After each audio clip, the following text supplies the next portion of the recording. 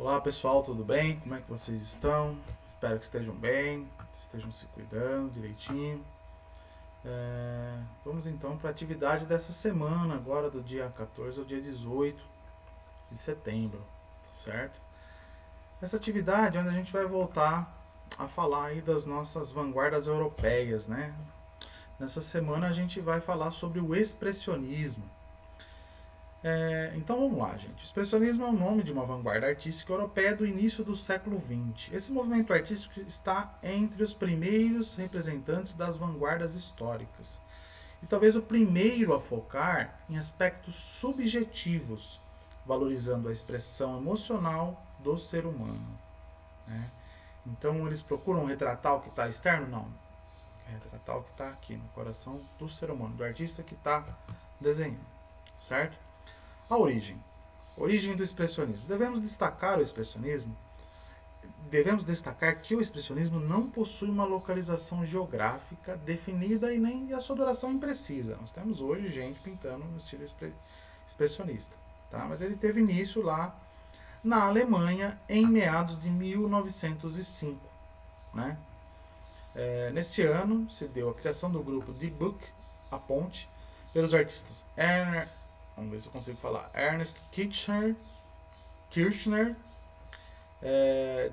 que viveu de 1880 a 1938, Heinrich Henkel, de 1883 a 1970, Karl Schaff-Holdhoff, 1884 a 1976, entre outros.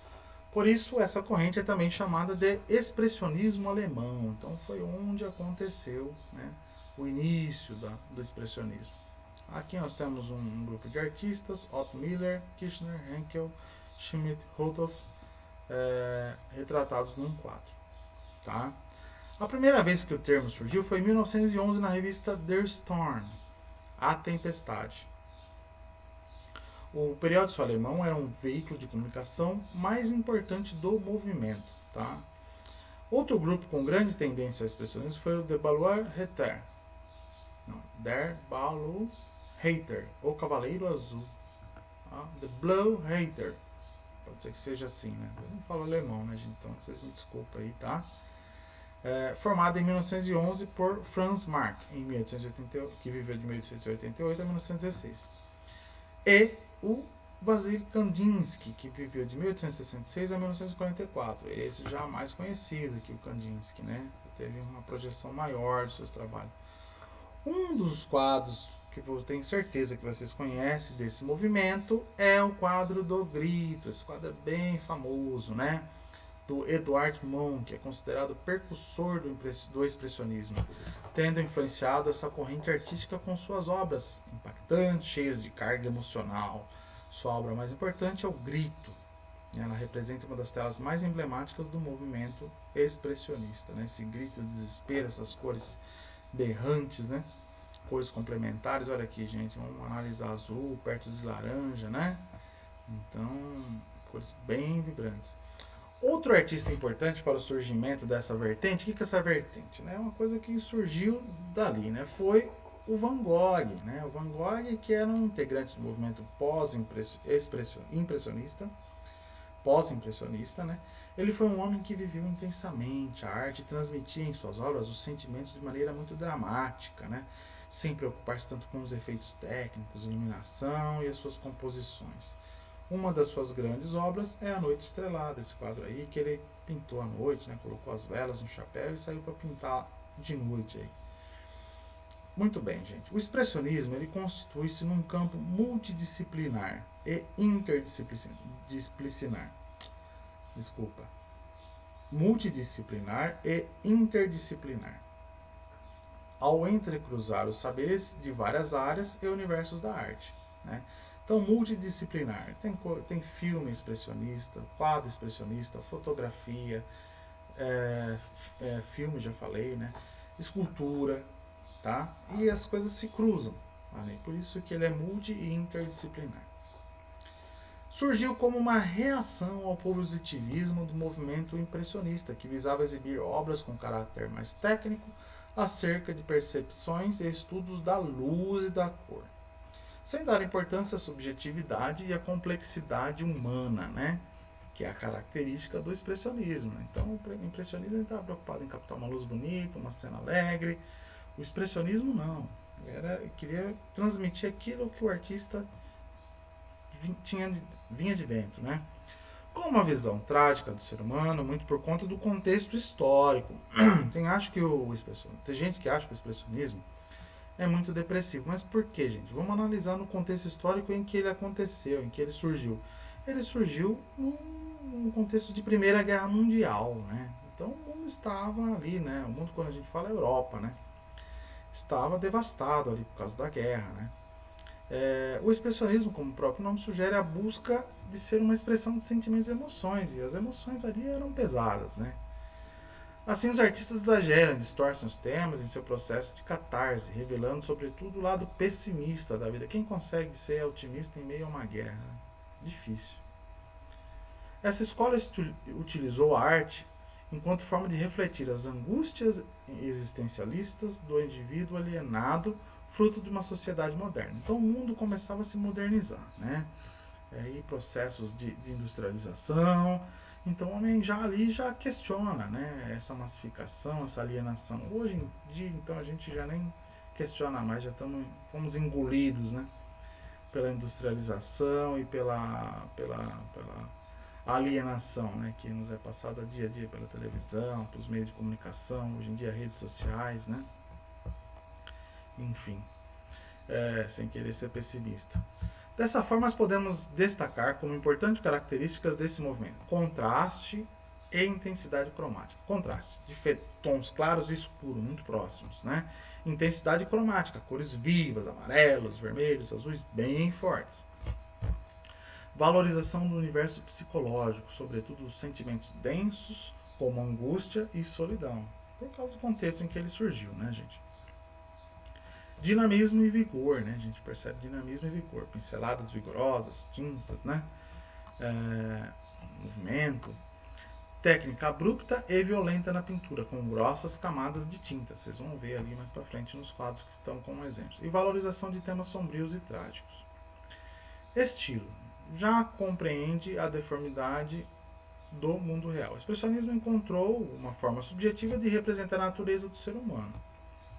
A proposta do movimento despreza a perspectiva, a luz, pois o que importa mais para esses artistas é a maneira como ele sente o mundo. Certo?